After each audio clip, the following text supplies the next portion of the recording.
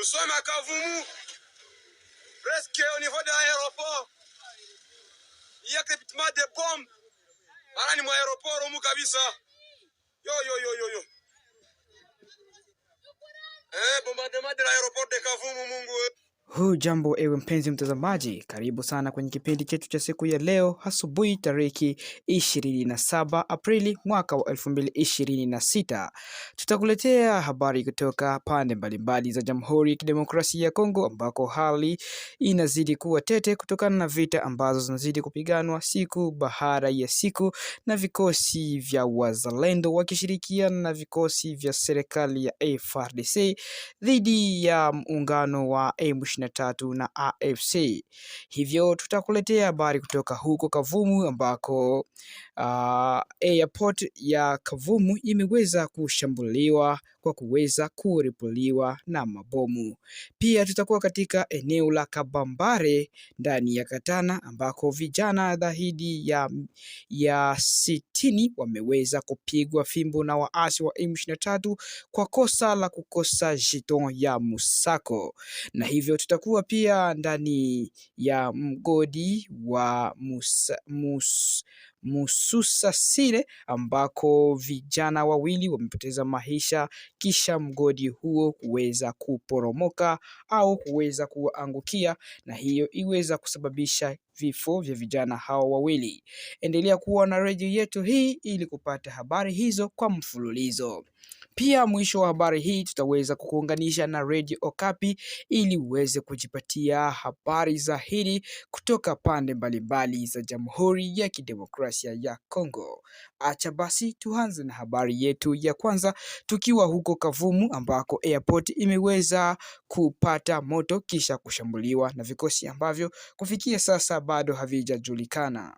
Jumapili ikiwa ni jana tariki 26 Aprili mwaka wa 2026 majira ya saa 11:05 jioni, hali ya taharuki ilishuhudiwa katika eneo la uwanja wa ndege wa Kavumu baada ya kuonekana kwa moshi mkubwa ukipanda angani kutoka ndani ya eneo hilo. Kwa mujibu wa mashuhuda waliokuwa karibu na eneo hilo, moshi huo ulianza kuonekana ghafla na kuvutia tahadhari za wananchi pamoja na wasafiri waliokuwa jirani. Watu wengine walisimama kwa mshangao wakitaka kufahamu chanzo cha tukio hilo.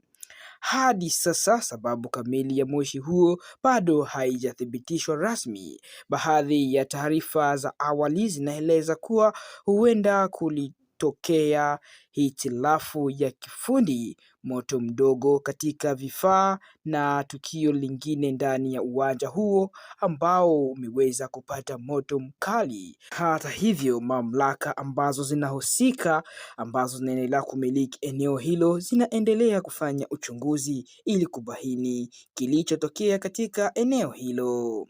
Vikosi vya usalama pamoja na wahudumu wa dharura vilionekana vikichukua hatua za haraka kuhakikisha usalama wa watu na kudhibiti hali hiyo kabla haijasababisha madhara makubwa zaidi. Hakuna taarifa rasmi iliyotolewa kuhusu majeruhi wala uharibifu mkubwa hadi muda huu. Wananchi wametakiwa kuwa watulivu huku wakisubiri maelezo kutoka kwa viongozi wa eneo hilo na wasimamizi wa uwanja wa ndege hiyo. Tukio hili limezua maswali mengi kwa wakaaji wa Kavumu na maeneo jirani, hasa kutokana na umuhimu wa uwanja huo katika shughuli za usafiri na usalama wa mkoa. Tutazidi kuwafahamisha mara tu taarifa mpya zitakapotolewa, hivyo endelea kuwa nasi ili kuweza kupata habari zaidi kutokana na moshi huo mkubwa. Acha basi tuhamie ndani ya Kabare huko katika Katana Centre ndani ya Kivu Kusini, ambako kumeweza kusikilikana kuwa vijana wameweza kupigwa fimbo kutokana na kukosa jeto ya salongo. Hivyo vijana hao waliweza kupigwa fimbo na kuweza kulipa amande.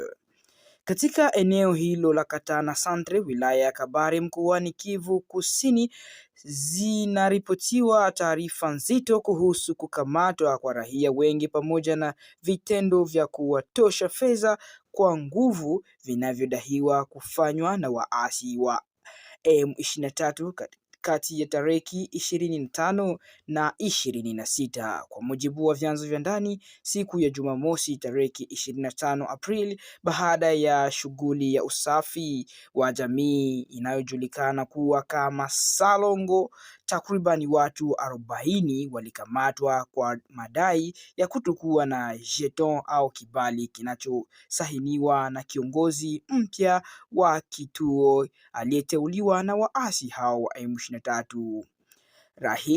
Raia hao waliodaiwa kukamatwa walipelekwa katika sehemu ya kufungia watu iliyowekwa ndani ya makazi ya Mheshimiwa Lukwebo, eneo ambalo linaripotiwa kuwa chini ya udhibiti wa waasi wa M23. Taarifa zinaeleza kuwa ili kuachiwa, kila mmoja alitakiwa kutoa kiasi cha faranga za Kikongo 110,000. Ni kusema ndani ya Kifaransa walitakiwa kutoa 100,000 francs congolais. Mbali na kulazimishwa kutoa fedha hizo, baadhi ya waliokamatwa walidaiwa kupigwa viboko na kufanyiwa ukatili mwingine kabla ya kuachiwa. Hali hiyo imezua hofu kubwa miongoni mwa wakaaji wa Katana Centre na maeneo ya karibu. Siku iliyofuata, ni kusema jana Jumapili tariki 26 Aprili, operesheni hizo ziliendelea ambazo zilizidi zaidi ya watu 20 wengine walidaiwa kukamatwa. Mashuhuda wanasema baadhi ya walioteswa na kupewa adhabu kali kwa sababu ya kutokuwa na kibali hicho au jeto hiyo inayotakiwa ili kuweza kutembea ukiwa huru ndani ya mji huo. Wananchi wa eneo hilo sasa wanaishi kwa hofu, wakisema maisha yatakuwa magumu kutokana na kukamatwa kiholela na mnyanyaso wa utozwaji wa fedha bila utaratibu wa kisheria. Hadi sasa hakuna tamko rasmi iliyotolewa kuhusu matukio hayo, lakini wakaaji wanatoa wito kwa mashirika ya haki ya binadamu na viongozi wahusika kuingilia kati ili kulinda raia wasio na hatia. Hizo zilikuwa ni habari kutoka katika eneo hilo la Kabare huko ndani ya Katana Centre, ambako watu wanazidi kupewa viboko kwa kuweza kukosa jeton ya Salongo. Acha basi tuelekee basi eneo la Maniema, ambako watu wawili wameweza kubomokewa na mgodi wa madini na watu hao waliweza kupoteza maisha papo hapo. Watu wawili waliokuwa wachimbaji wa madini kwa njia ya kienyeji ambao ni wa familia moja wamepoteza maisha baada ya kutokea kwa maporomoko ya ardhi siku ya Jumamosi tarehe 25 Aprili katika eneo la mgodi wa Msusaside wilayani Kahilo mkoani Maniema. Kwa mujibu wa taarifa za awali, waathiriwa hao walikuwa wakifanya kazi ndani ya shimo la uchimbaji wa madini ya kasiterit wakati ardhi iliporomoka ghafla na kuwafunika. Tukio hilo limesababisha huzuni kubwa kwa familia zao pamoja na wakaaji wa eneo hilo. Mtu wa tatu ambaye naye alikuwa eneo la tukio alijeruhiwa vibaya sana na kukimbizwa katika kituo cha afya kilichopo karibu na eneo hilo. Vyanzo vya kitabibu vinasema hali yake bado ni mbaya na inaendelea kufuatiliwa kwa ukaribu.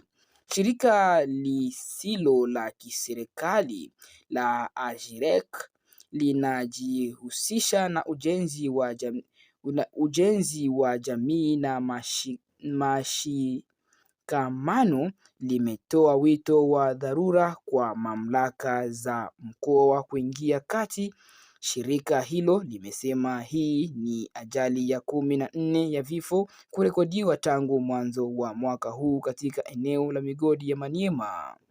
Mratibu wa shirika hilo Samuel Ramazani amesema haikubali kuona familia zinaendelea kupoteza wapendwa wao katika mazingira kama hayo ambayo yanaweza kuzuilika. Kwa mujibu wa maelezo yake, chanzo kikuu cha ajali hii ni ukosefu wa ufuatiliaji wa kutoa na usimamizaji hafifu kutoka kwa maafisa wanapaswa kusimamia shughuli za uchimbaji mdogo kama huo ambao uliweza kufanyia watu hao kupoteza maisha.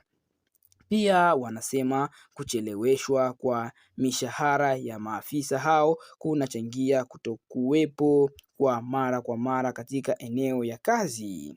Kutokana na hali hiyo, wachimbaji wengine wanaendelea kufanya kazi katika mazingira hatari bila usalama wa kutosha, jambo linalosababisha vifo na majeruhi mara kwa mara katika eneo la mgodi huo.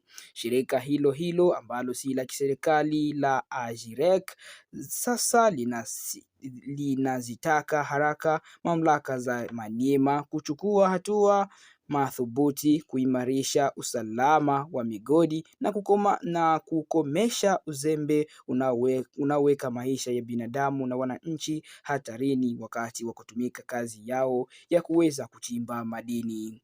Hizi ni habari ambazo tulikusogezea kwa siku ya leo. Hivyo endelea kuwa na radio yetu hii ili kupata habari zingine wakati ujao.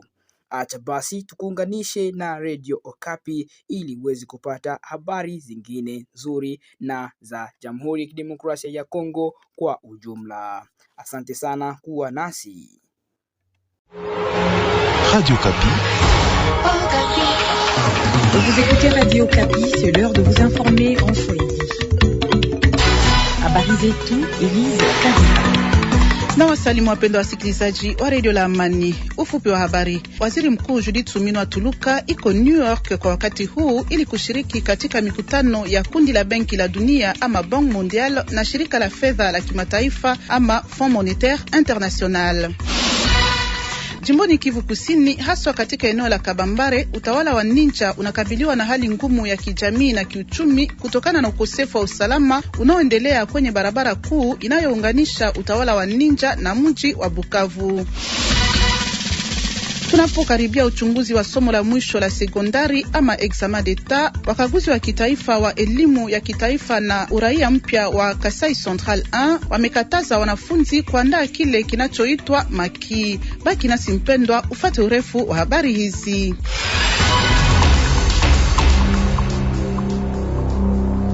Jambo tena kwenu. Asante kushiriki nasi katika toleo hili la habari kupitia lugha ya Kiswahili. Kama mnavyojua, Waziri Mkuu Judith Suminwa Tuluka iko New York kwa wakati huu ili kushiriki katika mikutano ya kundi la Benki la Dunia ama Bank Mondial na shirika la fedha la kimataifa ama Fond Monetaire International. Siku ya tatu hii iliyopita, katika mkutano unaoitwa Water Forward, Driving Jobs and Opportunities, ndio kusema maji mbele, kazi za kuendesha pia fursa, aliangazia jukumu la kimkakati la Jamhuri ya Kidemokrasia ya Kongo katika usawa wa baadaye wa maji, nishati na maendeleo ulimwenguni kote. Kupitia simu ya Alain Rung, Waziri Mkuu Judith Suminwa alieleza kuwa kwa vile nchi yetu ina zaidi ya 50% ya hifadhi ya mai katika Afrika, Kongo ina ufunguo wa kutatua changamoto kuu za kesho. Pia alionyesha kuwa maji ni muhimu kwa afya, usalama wa chakula, ustawi na ukuaji wa uchumi. Kwake, wajibu wetu katika swala hili ni wazi: kubadilisha uwezo huu kwa maendeleo yanayoonekana. Tuelekea jimbo la Lualaba. Mafuriko ya mto Kongo na mito mingine katika eneo la Malemba Nkulu yamesababisha uharibifu mkubwa tangu mwisho wa mwezi wa 3. Katika taarifa siku ya 4 hii kwa Radio Okapi, mratibu wa mashirika ya kiraia katika eneo la Malemba Nkulu, Claudel Kiasongolo, anaeleza kwamba nyumba nyingi, shule, makanisa pia mashamba yamefurika. Kwa hiyo anatoa wito kwa mamlaka kutoa msaada kwa walioathirika. Tumsikilize Claude Kiasongolo kupitia microphone ya Pola Munanga. Shirika la raia Force Vive ya Malemba Nkulu ina huzuni za mafuriko zinazokumba mtaa huo. Mafuriko hiyo inakumba vipindi mbalimbali hapa Malemba City, na maji ya mto Lualaba ama Kongo zimetoka kwenye mto huo na kwenda karibu kilomita 1. Mashule, makao za watu na makanisa zimezama ndani za maji ya mto huo. Huko Kayumba, mjini Kasenga, mashamba na milimo zingine zimezama ndani za maji ya mto Lufira, na kule Museka maji za mto Kalumengongo zimezamisha mashamba za watu. Huko Kabala, ufalme wa Nkulu, maji za mto Kongo zimezamisha makao za watu na kuwasukuma watu hawa waende mbali na makao zao. Kiongozi wa mtaa wa Malemba hana tendo lolote la kutenda, lakini anawafariji wenye kumbwa na mafuriko hiyo na kuwaomba wasife moyo. Ndiyo kwa maana tunamuomba waziri mkuu, kiongozi wa serikali za Kongo, na yeye liwali wa jimbo wa province ya Olomami pamoja waungane wote kwa ajili ya kutafuta namna ya kuwasaidia wananchi wanaoishi kwa tabu hapa Malemba. Waziri anayehusika na mafuta ya gari nchini Kongo, Akasia Bandubola, alitangaza siku ya pili iliyopita kuwa bei mpya za mafuta ya gari zitachapishwa juma hii. Alitoa tangazo hili wakati wa mkutano wa kamati ya kitaalamu ya waigizaji wanaohusika na usambazaji wa mafuta ya gari nchini Kongo. Kwa upande wa waigizaji, wanahakikisha kuwa Kongo haiko katika hatari ya kukosewa mafuta hata kama mzozo unaendelea kati ya muungano wa Israel na Marekani dhidi ya Iran, kwani mfumo wa usambazaji ni wa kutosha. Tuzungumzie pia teknolojia mpya ya habari na mawasiliano ambayo imebadilika sana katika miaka ya hivi karibuni. Leo karibu kila mtu, hata watoto na watu wanaoishi katika mazingira magumu, wana simu ya mikononi, chombo kinachorahisisha mawasiliano, kupunguza gharama na kuleta watu pia mataifa karibu zaidi. Zaidi ya miaka 15 iliyopita haikukuwa hivi. Mbinu za mawasiliano hazikukuwa na ufanisi. Wakati kulikuwa na visa kama ugonjwa au kifo, ilikuwa vigumu kuwajulisha watu haraka. Hata kufika kwa barua ilikuwa shida kutokana na ubovu wa huduma ya posta, pia kuharibika kwa njia. Wanafunzi, wafanyakazi wa serikali, wenye maduka, kila mtu alikabili matatizo haya ya mawasiliano. Kama nimeatanguliza, jimboni Kivu Kusini, haswa katika eneo la Kabambare, utawala wa Ninja unakabiliwa na hali ngumu ya kijamii na kiuchumi kutokana na ukosefu wa usalama unaoendelea kwenye barabara kuu inayounganisha utawala wa Ninja na mji wa Bukavu. Kundi la vijana linaloitwa Jeunesse Active pour le Développement de Ninja, ndio kusema vijana wanaopigania maendeleo ya Ninja, inapiga kengele kuhusu madhara makubwa ambayo yanaweza kutokana na kufungwa kwa njia hii ya usambazaji. Tumsikilize mratibu wa kundi hili la vijana, Bienfait Isina, kupitia kipaza sauti kia Jean Kasami. Natambua kwamba usalama mdogo ulioko sehemu hizo Mulume Munene, Bitara, Kihembe, Ninja, Bugobe hadi Chirunga ni kikwazo kwa watu wa Ninja kusafiri na vitu vyao hadi Bukavu. Wakaji wanashindwa kuja kuuza au kuuzisha bidhaa zao katika mji mkuu. Madawa haziwezi safirishwa hadi sheferia Ninja. Shughuli zote za kiuchumi ziko tabani sababu ya hali hiyo ya ubovu wa kiusalama. Kwa sababu hiyo tunaomba viongozi wenye madaraka kuchukua uamuzi wa kuchangia usalama urudi. Mimi kama mtetezi wa haki bila upendeleo, ninaomba sauti hii ieleweke, usalama na amani virudishwe ili maisha ya wakazi yaimarike. Miezi mitatu hii wakazi wa sehemu hiyo wanakabiliwa na hayo matatizo. Plus de 3 mois. Sehemu ya kwanza ya mafunzo ya shughuli za kuzalisha kipato kwa wanawake walio katika mazingira magumu, wale waliohamishwa na waliorejea, ilimalizika siku ya 3 hii iliyopita katika mji wa Beni, jimboni Kivu Kaskazini. Jumla ya wanawake 75, wengi kati yao wakiwa wamehama kutoka maeneo mbalimbali ya Kivu Kaskazini, walishiriki katika mafunzo haya yaliyoandaliwa na sehemu ya jinsia ya MONUSCO Beni ili kuimarisha uwezeshaji wao kiuchumi kiuchumi na kuboresha hali zao za kijamii na kiuchumi. Tunapokaribia uchunguzi wa somo la mwisho la sekondari ama examen d'etat, wakaguzi wa kitaifa ya elimu ya kitaifa na uraia mpya wa Kasai Central 1 wamekataza wanafunzi kuandaa kile kinachoitwa maki. Uamuzi huo umeandikwa katika barua rasmi iliyotumwa kwa wakuu wa shule kwa tarehe 10 ya mwezi huu wa 4. Hata hivyo, vuguvugu la wananchi la Filimpi linasema kuwa hatua hii inachukuliwa kila mwaka lakini haitekelezwi. Maelezo zaidi katika ripoti hii ya Andre Katendengala Mulume kwa utafsiri wa Florence Kizalunga. Katika mawasiliano yake, kaimu mkaguzi mkuu wa mkoa wa elimu ya kitaifa anasisitiza kwamba maki azitambuliki na mfumo wa sheria ya elimu. Boasien Kamanga anaamini kuwa kitendo hiki huchangia kuzorota kwa maadili miongoni mwa wanafunzi wanaohitimu. Anapiga marufuku shirika lao ndani ya nje ya shule. Kujibu uamuzi huu, vuguvugu la wananchi wa Filimbi linakaribisha hatua hii. Hata hivyo, inachukia kutozingatiwa kwake mara kwa mara. Mratibu wake wa mkoa Andre Mujangi anatoa wito wa kuchukuliwa hatua madhubuti kutekeleza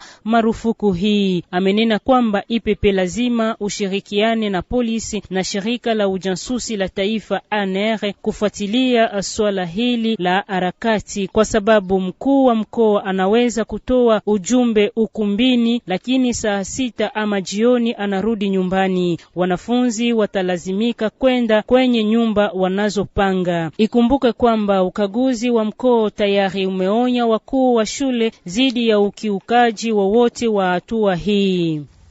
Mjini Kinshasa, wanawake wengi wanazidi kuchagua kusaga sombe kwa kutumia mashini bahali ya kutwanga kwa kino. Ingawa ni kweli kwamba mashini hizi zinasaidia kwa kufanya kazi kwa haraka, lakini watu wanajiuliza, mashini hizi ni safi? Tupate majibu katika taarifa hii kutoka kwa Sefora Mpaka kwa utafsiri wa Jeremy Baraka. Katika soko la Rei taani Lingwala, kelele za mashini hazikomi. Wanawake wengi wanafika na vikapu vya sombe kwa kuweza kufuata mpango walioweza kupewa na vijana wanaofanya kazi hizo za usakaji wa sombe kupitia mashini. Kwa ujumla, mashini hizi zinakuwa na kino mbeketi iliyoweza kuwekwa juu ya paa la chuma na kuweza kutumia moto wa umeme ama generator. Mashini hizi hufanya kazi kwa haraka, jambo linalovutia wateja wengi kufika kila siku. Kijana mmoja anayefanya kazi sehemu hiyo aliweza kusema kwamba wanasaidia kina mama kuweza kusaga sombe haraka, lakini nyuma ya hayo yote wasiwasi bado yupo. Mama Mirei anaomba wanawake wenzake kuweza kujifunza kufanya kazi mbalimbali za nyumbani kwao wenyewe, kwani mashini nyingi hazisafishwi vizuri kila mara, hali inayoweza kuleta hatari kwa jamii zao. Daktari Diensi Lubata ametoa angalisho, kwani kuna hatari ya kuweza kuambukizwa na magonjwa mbalimbali, hivyo akina mama wanapashwa kuwa waangalifu zaidi. Tukumbushe kuwa kati ya mila na maendeleo, sombe inaendelea kupendwa na wananchi wengi. Na kwamba mpendwa, baki nasi ufate sehemu ya pili ya toleo hili pamoja na mwalikwa wetu Rosalie Zawadi. Radio Okapi, invité en Swahili. Mwalikwa wetu leo Dunia Amisi anatupeleka katika mji wa Uvira ambako kesi za mauaji ziliongezeka kati ya tarehe 5 na 12 mwezi huu. Mauaji haya yalitokea hasa katika wilaya za Mulongwe na Kamvimvira. Dunia Amisi ni mwanachama wa vuguvugu la wananchi inayoitwa Machozi ya Raia. Anajibu kwa maswali kutoka kwa Jean Kasami. Visa vya usalama mdogo vinatanda katika mji wa Uvira, hasa zaidi katika mikoa miwili Mulongwe na Kavimvira. Alama wazi zilizoko ni gani, bwana Dunia Amisi? Periode ya tariki 5 mpaka kufikia tariki 12 mwezi wa 4 tuna enregistre visa vingi sana vya mauaji, vya wizi, vya watu wanaomiliki silaha na kupigwa masasi kiolela. Utagundua kama kuanzia tariki 5 ya mwezi wa 4 mkata la Kasenga kulipatikana mwili isiyokuwa na uhai mu aveni ambayo wanaita Mapendo, karibu na poro ya Holga House. Kisa cha hiyo mwili kupatikana bila uhai paka sasa hakijajulikana. Kufika tariki 11 ya mwezi wa 4 mkata tena la Kasenga aveni Kilimahewa, usiku kuko grupe ya watu 8 ambao walikuwa wanavalia sare za kijeshi na wengine walikuwa msare za kisivili, waliatake menage 2 za wakahaji, wakaiba vitu vya samani, na walipomaliza kuiba wakapotea katika mazingira ya kutatanisha na wakaenda zao. Kufika tariki 11 na 12 ya mwezi wa 4 mkata la Rutemba aveni Kirihama kuliogotwa mwili usiokuwa na uhai wa miaka zaidi ya 35. Usiku tulimuona anakuwa na maalama za kupigwa mipanga. Kufika tena mudate ya tariki 12 ya mwezi utu wa 4 mkata la Kavimvira kulitokea mahafa ya mtu kupigwa masasi masaa za jioni, tena saa 1 za usiku. Alikuwa angali kukazi yake ambako anatafuta chakula cha watoto wake. Wenye kuendesha vitendo hivyo wanajulikana kuwa ni wa upande fulani, kwa vile Uvira ikaliwa na vikundi vya aina mbalimbali vyenye kushikilia silaha. Constat general ambayo tumefanya ni kuona kama mwii kuanzia tariki 5 mpaka tariki 12 kulikuwa multiplication za mauaji, kulikuwa maatake za watu ambao wanashikilia silaha kwenda atake manyumba za wasivile, kulikuwa osi usalama mdogo ya kuinukia sana mumakata mbalimbali kama vile kata la Kasenga, Kavimvira, Kibondwe, Rombe M, Rombe D. Tuna remarkika kulikuwa absence. Uvira ndio makao makuu ya ngazi zote tawala za jimbo la Kivu ya Kusini. Serikali inajitahidi vipi kukabiliana na mkasa huo wa mauaji na vitendo vya wizi bila mipaka?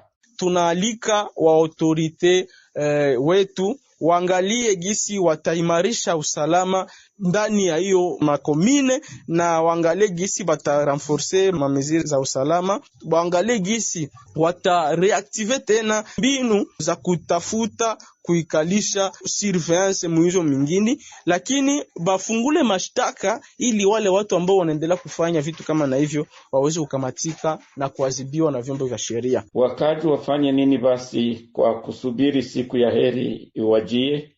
Tunaalika raia wote wa hapa Uvira wakuwe macho, wakuwe vigilant, na bastope kukuwa natembea busiku kuma déplacement inutile, na bakuwe wana collaborer na ba autorité. Na kwa mwisho, sisi kama vuguvugu la kiraia machozi ya raia tunatoa mkono wa makiwa kwa jamaa zote ambazo zinaendelea kupata msiba, na tunajiangaje tena kwa kuchangia kwa usalama na kwa kulinda raia na kuimarisha usalama wa raia na kando kando yake. Bwana Dunia Amisi, ninakushukuru.